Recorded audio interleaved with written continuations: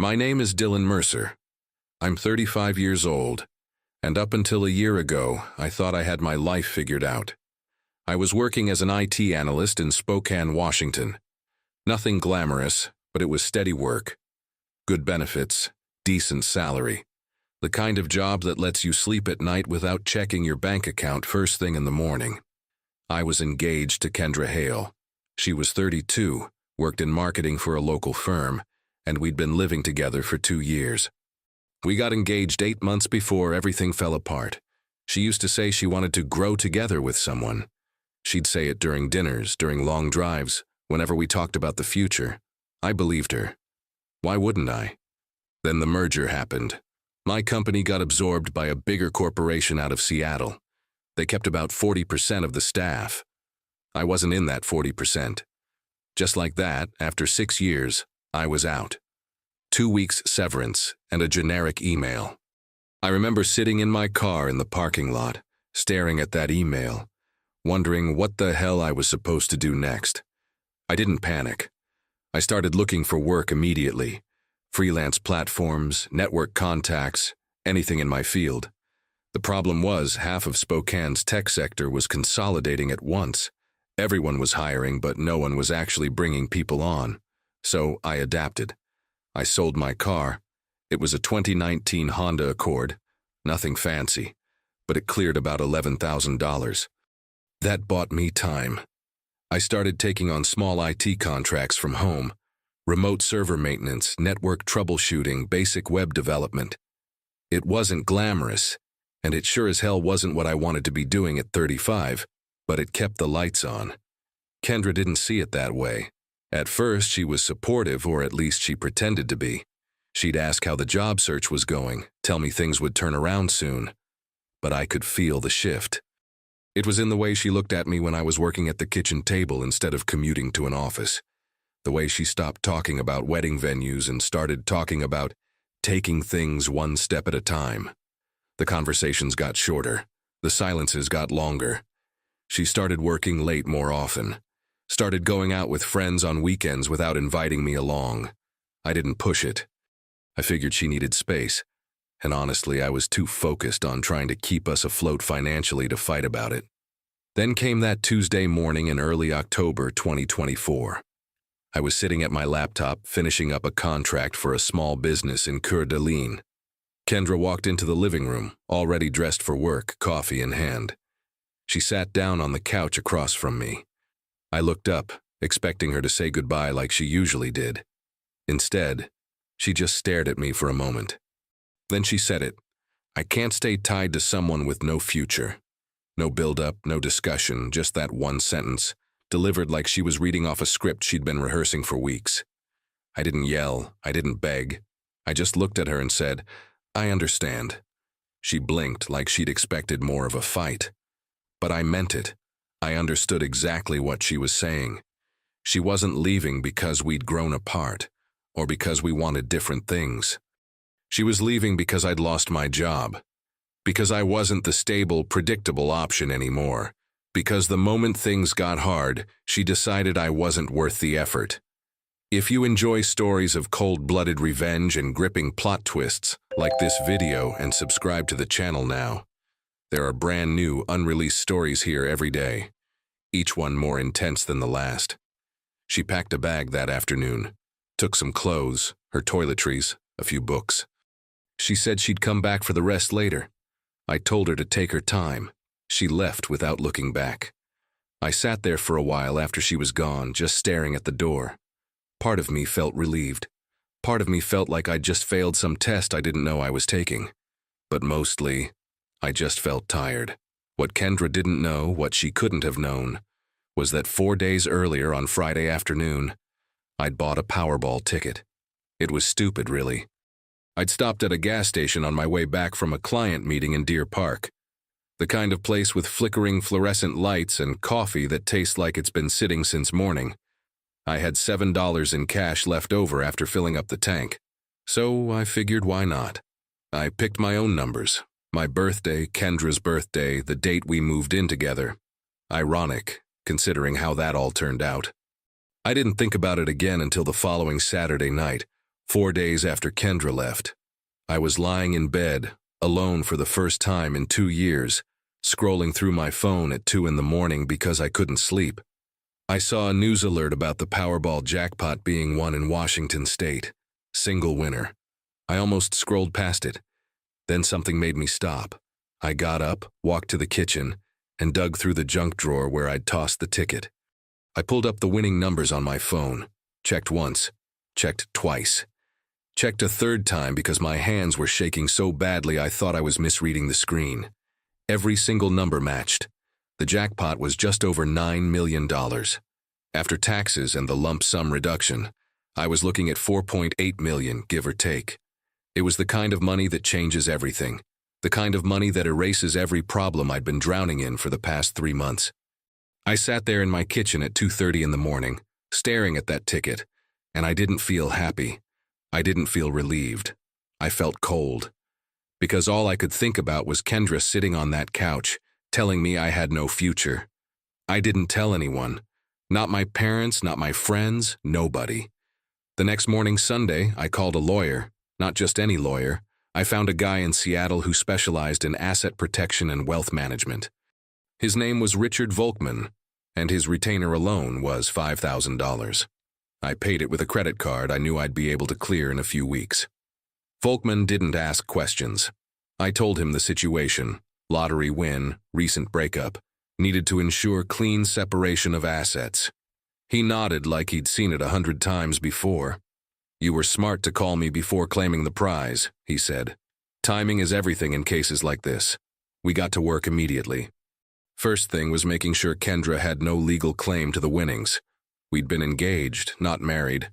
We'd lived together, but Washington's common law marriage rules didn't apply to us. The ticket was purchased solely in my name, after she'd already told me she was leaving. Volkman documented everything, the date she moved out, the timeline of the ticket purchase, everything. Then we went further. We closed the joint checking account we'd opened when we moved in together. I transferred my half out first, then formally requested closure. I removed her as an authorized user on my credit card. I contacted our landlord and informed him Kendra would no longer be living at the address and that I'd be solely responsible for the lease going forward. Every single financial thread that connected us got severed, one by one. Volkman helped me claim the prize anonymously. Washington state allows lottery winners to remain private if they set up a trust, so that's exactly what we did. The Mercer Trust collected the winnings. My name never appeared in any public record. No press conference, no oversized check, no local news interview. Just a wire transfer into an account that only I could access. It took 3 weeks to finalize everything. 3 weeks of paperwork and lawyers and sleepless nights where I kept checking my phone, half expecting Kendra to call and ask to talk things through. She never did. She'd moved in with a friend across town, and according to her Instagram, which I checked exactly once before blocking her, she seemed perfectly fine with her decision. Once the money was secured in early November, I made another decision. I was leaving Spokane. There was nothing keeping me there anymore. No job, no relationship, no reason to stay in a place that had become a reminder of everything that had just collapsed. I started looking at properties in Montana, somewhere quiet, somewhere nobody would find me unless I wanted to be found. I found a house in Whitefish just outside Glacier National Park, 3 bedrooms, 2 bathrooms, sitting on 2 acres with a view of Whitefish Lake. It wasn't a mansion, but it was beautiful in a way that felt earned. The seller was asking $375,000. I offered $400,000 cash, no inspection, close in 2 weeks. They accepted within an hour. I packed everything I owned into a U-Haul I rented for a weekend. Clothes, books, my computer setup, a few pieces of furniture I actually cared about. Everything else I either sold or left behind. I didn't tell anyone I was leaving. I deactivated my Facebook and Instagram accounts. I changed my phone number. I updated my address with the post office to a P.O. box in Whitefish. As far as Spokane was concerned, I disappeared. The drive to Whitefish took about 5 hours. I did it on a Wednesday morning in late November 2024, when the roads were clear and the air was cold. I remember pulling up to the house for the first time as the legal owner, stepping out of the truck and just standing there for a minute. The lake was perfectly still. There were pine trees everywhere, and the only sound was wind moving through the branches. No traffic, no neighbors shouting, no Kendra telling me I had no future. I moved in that same day. Spent the first night sleeping on an air mattress in the living room because my furniture wouldn't arrive until Friday. I didn't care. For the first time in months, I felt like I could breathe. I wasn't stupid with the money. I knew 4.8 million could disappear faster than people think if you're not careful. I kept 200,000 liquid for living expenses and emergencies. The rest went into a diversified portfolio, index funds, bonds, some real estate investment trusts. Nothing flashy. Folkman connected me with a financial advisor in Kalispell who specialized in helping people manage windfalls. We met once a month to review everything. I started doing volunteer IT work for some of the local nonprofits in Whitefish. Animal shelters, food banks, a youth center that needed help setting up their network. I didn't tell them about the money. I just showed up, did the work, and left. It felt good to be useful again without it being tied to survival. 3 months went by. Quiet months. Good months. I hiked, I read, I learned how to cook properly instead of just reheating takeout. I met people at the coffee shop in town, had conversations that didn't revolve around work or relationships or money. I started to feel like myself again, or maybe I was becoming someone new. I wasn't sure which, and I didn't really care. Then, in late February 2025, Kendra found me. I was at a coffee shop in downtown Whitefish when I got the first message. It was a Saturday morning, about 2 weeks before the start of March. I'd become a regular there. Small place called The Roasted Bean, decent espresso, good pastries. I'd sit by the window with my laptop, work on some freelance projects I'd picked up just to keep my skills sharp, watch people walk by. Normal stuff. Peaceful stuff. My phone buzzed. Unknown number, but the area code was from Spokane. I almost didn't open it. Then I saw the preview. "Dylan, it's Kendra. We need to talk." I stared at it for a long moment. Deleted it. Went back to my coffee. 10 minutes later, another one came through. "I know you're upset, but please, I just want to explain." I blocked the number. That should have been the end of it. But Kendra was nothing if not persistent. Over the next 3 days, I got messages from 4 different numbers. Some were hers. Some were from mutual friends we'd had back in Spokane, people I hadn't spoken to since I left. "Hey man, Kendra's trying to reach you. Can you at least hear her out? Dylan, she's really sorry about how things ended. Maybe give her a chance." I blocked every single one. Then she started calling. I'd changed my number, but somehow she got the new one. Probably through someone at my old apartment complex, or maybe she convinced one of my old coworkers to dig around. I never picked up. I let every call go to voicemail, and I deleted each voicemail without listening to it. I knew what she wanted. I didn't need to hear her say it. On the 4th day, she showed up in person.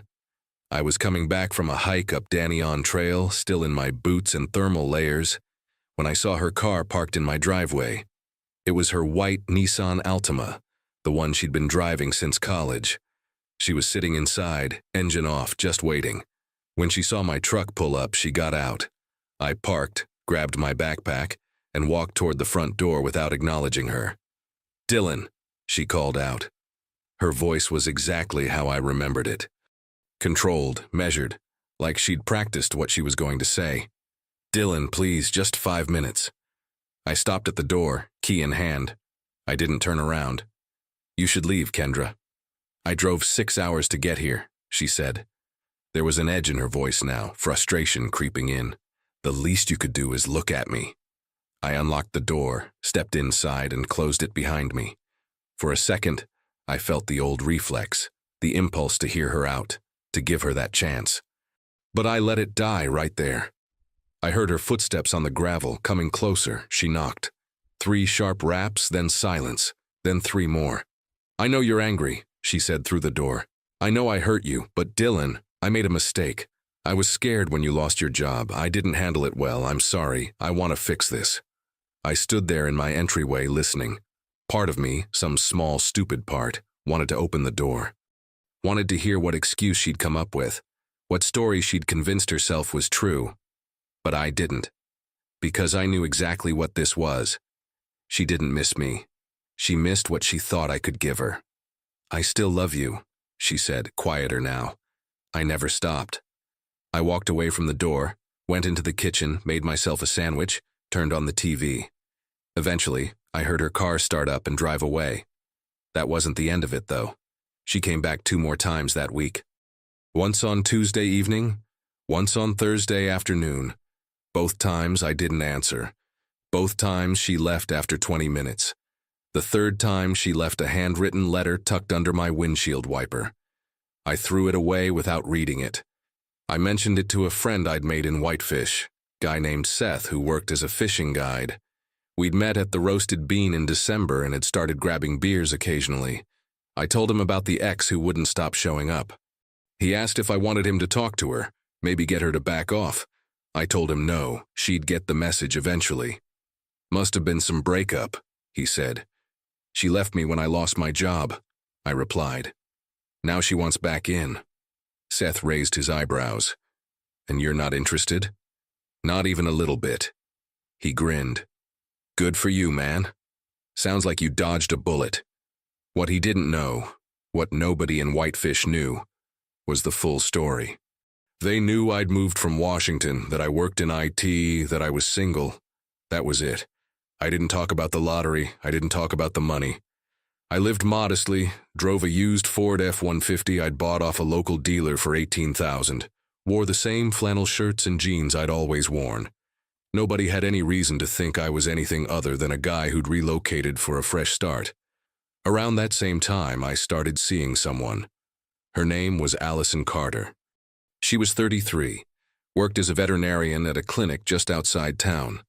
We met at a community potluck in early December 2024, one of those small-town things where everyone brings a dish and stands around talking for 3 hours. She'd brought homemade chili. I'd brought store-bought cookies because I still couldn't cook worth a damn.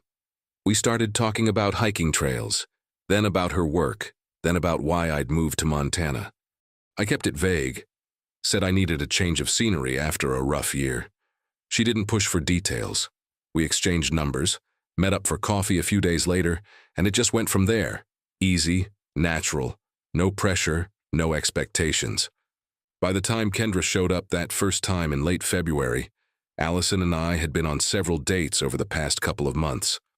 Nothing serious yet, but it was heading somewhere. I told Allison about Kendra after the second visit. Didn't want her getting blindsided if my ex decided to make another appearance. Allison just shrugged and said, "Sounds like she's realizing what she gave up. That's her problem, not yours." I appreciated that. No drama, no jealousy, just a straightforward acknowledgement that my past was my past, and it didn't have to define what came next. Kendra stopped showing up after the third visit, but the messages continued for another 2 weeks.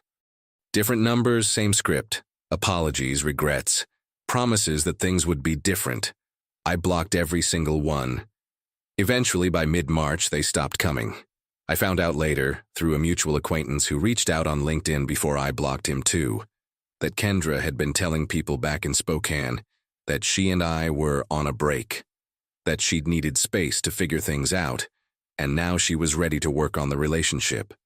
She was painting herself as the one trying to make things right, and me as the stubborn ex who wouldn't give her a chance. It didn't matter. The people who knew the truth knew the truth. The people who believed her version weren't worth correcting. I'd learned a long time ago that you can't control what people think about you. You can only control how you respond. And I chose not to respond at all. By April 2025, Kendra was a footnote. Someone I used to know. Someone who'd made a choice and had to live with the consequences. I didn't hate her. I didn't think about her enough to hate her. I just moved on. Allison and I kept seeing each other. We went cross-country skiing in Glacier, had dinner at her place a few times, took drives around the area exploring small towns. It was simple. It was good. It was everything my relationship with Kendra hadn't been, built on who I actually was, not who someone thought I should be. I still didn't tell Allison about the money. Not because I didn't trust her, but because it didn't matter. She liked me for the person I was when we met, the guy who showed up to potlucks with store-bought cookies and helped her fix her clinic's computer network for free. That was enough. Spring came to Whitefish the way it always does, slowly, reluctantly, like the winter doesn't want to let go. The snow started melting in late March, and by April the trails were passable again. I'd been living there for 5 months by then, and it felt more like home than Spokane ever had. I had routines, I had friends, I had a life that was mine, built on my own terms.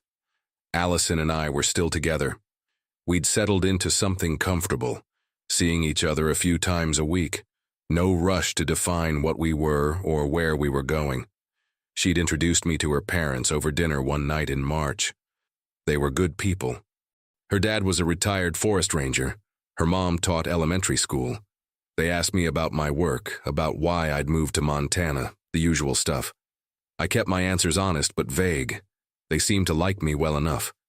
I'd started doing more volunteer work around town. The youth center I'd helped set up their network asked if I could teach a basic coding class for high school kids. I said yes. It was one afternoon a week, nothing major, but the kids were sharp and genuinely interested. It reminded me why I'd gotten into IT in the first place, before the corporate mergers and the job insecurity and all the noise that comes with trying to build a career in tech. Money wasn't a concern anymore, obviously, but I kept working freelance gigs here and there. Not because I needed the income, but because I needed the structure. I'd seen too many stories about lottery winners who retired immediately and lost themselves. I wasn't going to be one of them. The work kept me grounded, kept me connected to the version of myself I actually respected.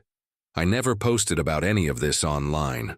My social media account stayed deactivated. I had no interest in broadcasting my life to people who didn't actually care about it. The friends I had in Whitefish knew me as Dylan, the IT guy who moved from Washington and kept to himself. That was enough. Then, in late May 2025, I got a message that caught me off guard. I was checking my email, the new one I'd set up after leaving Spokane, and saw a name I recognized, Jennifer Kowalski. She'd been Kendra's best friend back when we were together. We'd hung out plenty of times, always got along fine, but we hadn't spoken since the breakup. I almost deleted it without opening it. Then curiosity got the better of me. The email was short. Hey Dylan, I know this is out of the blue, but I wanted you to know something. Kendra's been telling people you won money and that's why you left. She's saying you owe her because you guys were together when you bought the ticket. I don't know if it's true, but I thought you should know what she's saying. Take care. Jen. I read it twice. Then I leaned back in my chair and laughed. Not because it was funny, but because it was so predictable. Of course, Kendra had figured it out. Of course, she was spinning a story to make herself the victim. And of course, she thought she deserved a piece of something she'd walked away from. I didn't respond to Jen's email. There was nothing to say. Kendra could tell whatever story she wanted. The legal reality was ironclad. Folkman had made sure of that. She had no claim to the money. None. The ticket was purchased in my name after she'd left, with funds that were solely mine. Even if she tried to take me to court, which I doubted she'd be stupid enough to do, she'd lose. And she'd lose publicly. But I knew Kendra wouldn't take it to court. That wasn't her style. She'd rather whisper to mutual friends, plant seeds of doubt, position herself as the woman who got screwed over by a guy who hit it big. It was easier than admitting she'd made a choice and had to live with the consequences. I forwarded Jen's email to Volkman, just as a precaution. He responded within an hour. Noted. If she makes any formal claims or attempts contact through legal channels, let me know immediately. Otherwise, ignore it. You're protected. So that's what I did. I ignored it. Life kept moving. Allison and I took a weekend trip to Missoula in June, stayed at a bed and breakfast near the Clark Fork River, explored the downtown area. We talked about taking a longer trip in the summer, maybe down to Yellowstone. She still didn't know about the money, and I still wasn't sure when or if I'd tell her. It wasn't about trust. It was about wanting to know that what we had was real, built on something solid that couldn't be twisted by numbers in a bank account. By July, I'd stopped thinking about Kendra entirely. She was a chapter that had closed. The fact that she was still trying to rewrite it didn't change anything for me. I had no interest in defending myself to people who didn't matter. The people who knew me, really knew me, didn't need an explanation. I ran into Seth at a barbecue that month. He'd heard through the grapevine that my ex had been spreading rumors about me back in Washington. He asked if I wanted to set the record straight. I told him the same thing I'd told myself. People believe what they want to believe. I'm not going to waste energy trying to change their minds. He nodded, cracked open a beer, and said, "Fair enough. You seem happy, man, that's what matters." He was right. I was happy. Not in some loud, performative way, just content. I woke up in a house I owned, in a town I liked, with people around me who gave a damn. I spent my days doing work that mattered, even if it was just teaching teenagers how to write Python scripts or fixing a nonprofit's server issues. I had enough money to never worry about bills again, but I lived like I didn't, and that balance, between security and humility, felt right. The irony wasn't lost on me. Kendra had left because she thought I had no future, but the future showed up anyway. It just showed up after she was gone. And honestly, I wouldn't have had it any other way. If she'd stayed, I would have shared everything with her. I would have tried to make it work. But she didn't stay. She made a calculation, decided I wasn't worth the risk, and walked away. That wasn't cruelty on my part. That was consequence. I never gloated. I never rubbed it in her face. I never sent a message saying, "Look what you missed out on." I just lived my life. I moved on. And that silence, that total, unbreakable silence, was the only response she deserved. People talk about revenge like it has to be loud, like you have to destroy someone, humiliate them, make them pay in some dramatic movie-style confrontation. But that's not how real revenge works.